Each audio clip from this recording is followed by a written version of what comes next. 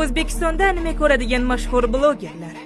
Farruh Sharipov, bloger va video ijodkor, asosan Instagram hamda YouTube'da faoliyat yurg'izadi. Eng mashhur loyihasi Reaktor, sevimli animesi Naruto.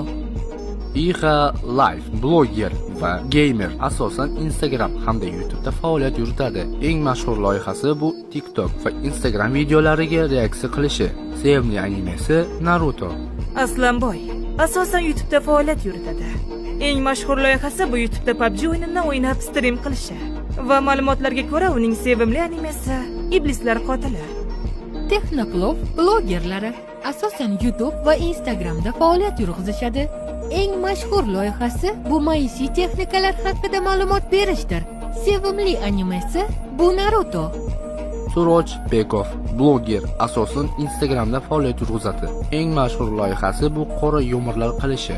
Sevimli animesi Dragon Ball bo'lishi mumkin. Kunduzi, YouTube va Instagramda faoliyat yurg'izadi.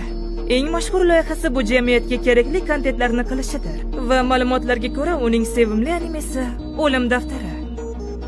Agar siz o'zbek tilidagi animelarni qidirayotgan bo'lsangiz, Anibal ilovasi hamda saytdan tomosha qilishingiz mumkin.